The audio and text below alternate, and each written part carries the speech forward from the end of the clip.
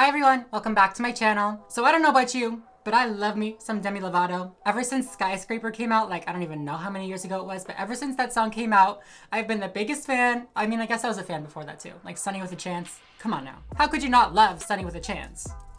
Recently, Demi Lovato has been in the press or in the news because she posted something on Instagram about gender reveal parties and, you know, them being transphobic. So yeah, I'm not gonna spoil it. I don't wanna say if I think that gender reveal parties are transphobic right away. I'm gonna make you wait until the end of the video to get my full verdict. But I do wanna go over the post that she made and talk about gender reveal parties and, you know, the whole situation. I post new videos here on my channel twice a week, every Monday and Thursday. So if you guys are not yet subscribed and you would like to be, go ahead and do that right now. I'll wait for you. I started yelling. Gotta tone it down. I don't want you guys to get scared off. Are you done? Thank you very much. Make sure to follow me on Instagram, Twitter, and TikTok to keep us up to date with me as possible. And also I have a Patreon, so if you guys like the work that I do here on my channel and you would like to donate, the link for that is down below as well. And yeah, with no further ado, let's get right into talking about this Demi Lovato post, shall we? So on February 24th, Miss Demi Lovato made a post on Instagram with the title, "Why Gender Reveals Are Transphobic." It's a big claim, let's get into it. So the first slide says, "It's both insincere and incorrect to pretend that gender reveal parties are not transphobic. You can't have your proverbial pink-blue binary cake and eat it too. This is not about political correctness, it's just correct. We condemn gender reveals not because of our identity, but because of reality."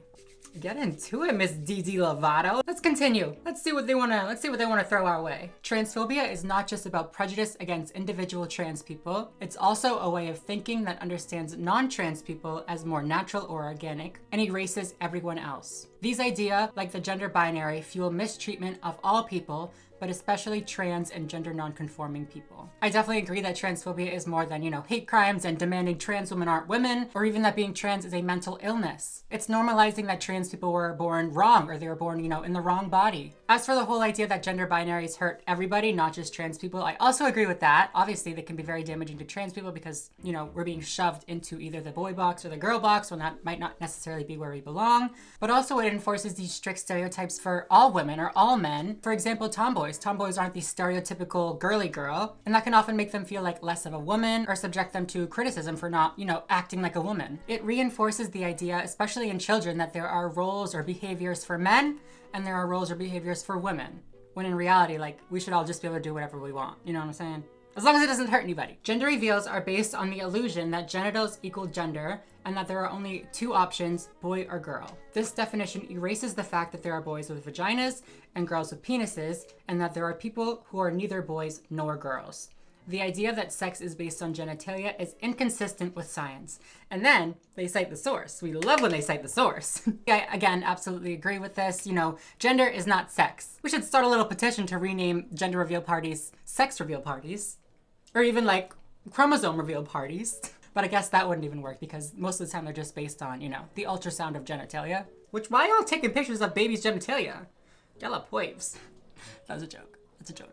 Okay guys, so I want to take a quick second to talk about today's sponsor. Today's sponsor is Adam and Eve. Adam and Eve is a brand that sells adult toys, we'll just say. I've known about Adam and Eve ever since I honestly started watching YouTube. I've always seen people do integrations with them or do sponsors with them. So I just feel very honored to, you know, have the chance to work with them. So thank you so much, Adam and Eve. Adam and Eve has been in business for over 49 years. And something that I actually really like about them is they donate over 20% of their profit to fight the spread of HIV around the world. So yeah, if you want to check out adamandeve.com, definitely use my code Samantha. My code will get you 50% off of an item as well as free shipping into the United States and Canada. So yeah, love to see it. Thank you so much, Adam and Eve, for sponsoring today's video.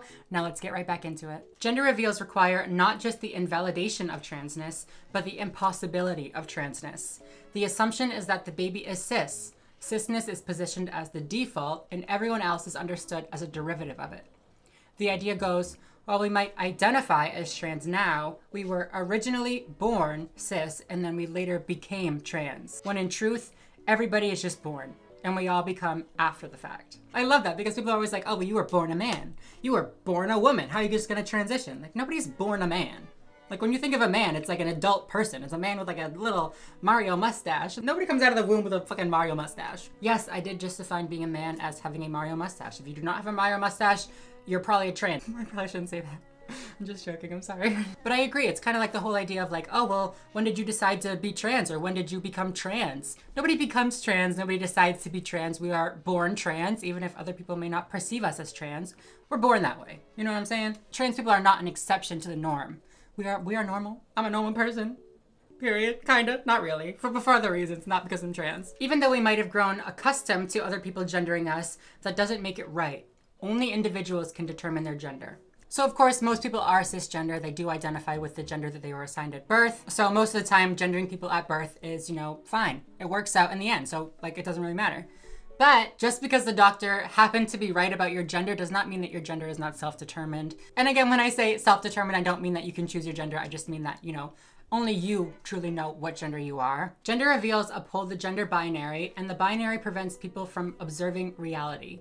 Instead, it offers culturally and historically determined norms. For example, pink used to be considered as a masculine color, as personhood. People are taught to experience themselves and one another as ideas of how they should be, not the reality of what they are and what is. So basically what this slide is saying is that gender reveals prescribe certain roles and certain behaviors for people literally before they even are born. So for example, if a baby has a vagina, then that automatically means that they're gonna like pink. It means that they're gonna like butterflies and princesses. And if they have a penis, it means that they're gonna like blue, they're gonna like trucks and superheroes. Which obviously is not true. And then in the slide when it says, for example, pink used to be considered as a masculine color, that just like goes and proves that colors and preferences for toys and, preferences for movies like princesses or superheroes is not ingrained in your biology, but rather taught to us and reinforced by these cultural norms. Now, all that being said, I don't necessarily think that dressing your baby in pink or blue is transphobic. I don't think that it's problematic at all, especially because the baby's not gonna remember it. Like in a couple of years, like they're literally a fetus. Like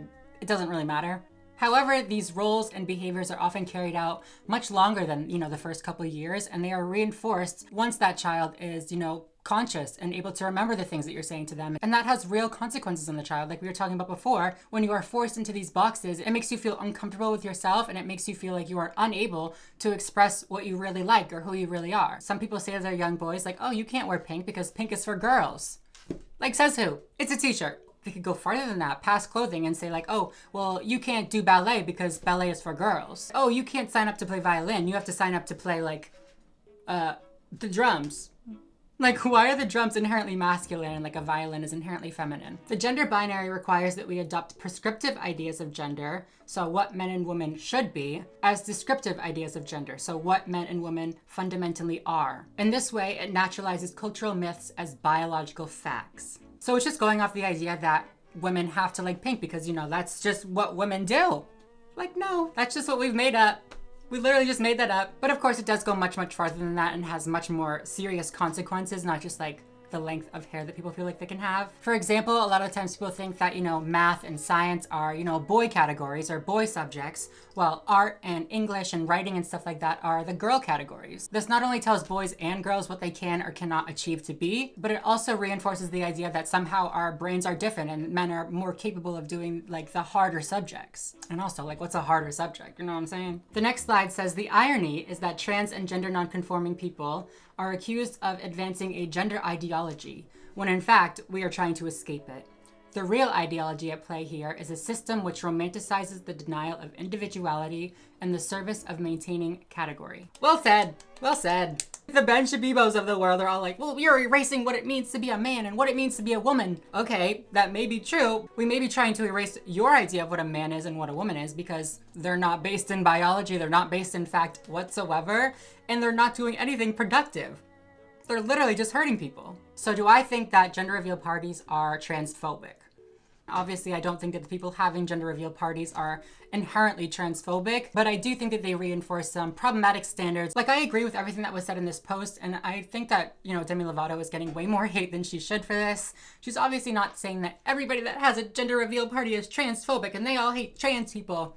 That's obviously not true. But the whole idea of, looking at somebody's genitalia and determining what gender they're going to be for the rest of their life, yeah, that might be a little problematic. And also I think the outcome or the result of these gender reveal parties can be very problematic as well, You find out, oh, it's a girl, and then everybody buys her pink stuff. Everybody buys her, princess toys and all this kind of stuff that she's expected to like. When they find out it's a little boy, they buy them all blue stuff. They buy them a bunch of toy trucks and stuff like that. Superheroes are plastered all over their walls, which I mean, it could work out. You know what I'm saying? That child could grow up to really enjoy those things. But to say that because they had a penis, they're obviously going to grow up and enjoy those things, it can be damaging, because now that child is going to grow up and think that they have to like those things. And like I said, a lot of these regulations and a lot of these, you know, roles or whatever you want to call them are carried on throughout all of life. They don't just stop after the gender reveal party. They don't just stop after the first 1 or 2 years of life. If you want to have a gender reveal party, you do you. I'm not going to say you're transphobic, because you probably aren't transphobic. Have the party, do whatever you want, like dress them up in a little pink or a little blue, you know, whatever you want for like the first year or whatever. I mean, I don't really know how the timeline works with babies, but once they're able to make their own decisions and decide what they want to wear for themselves or what they want in their room for themselves, I think you should be very, very receptive to that and kind of be looking out for, you know, what they actually would want. Not only because not everybody is cisgender, but also because not all girls like pink. Not all boys like blue. Like if I had a blue room, if I even had a pink room, I'd be upset with it. My favorite color is green. I want a green room. Period. I don't like trucks or princesses. I kind of like princesses. But yeah, you guys, all that being said, what do you think? Do you think that gender reveal parties are transphobic? Do you think that people who have gender reveal parties are also inherently transphobic? Let me know your thoughts down below. Shout out to you, Demi Lovato, for being a great trans ally, or, you know, doing your best to be a trans ally. That's all we can ask. If you guys like this video, please make sure to give it a thumbs up down below. Like I said, I post twice a week here on my channel, so subscribe if you are not already and you would like to be. And yeah, other than that, I think I'm going to go. So thank you guys again so much for watching, and I will see you in Monday's video. Bye, everyone.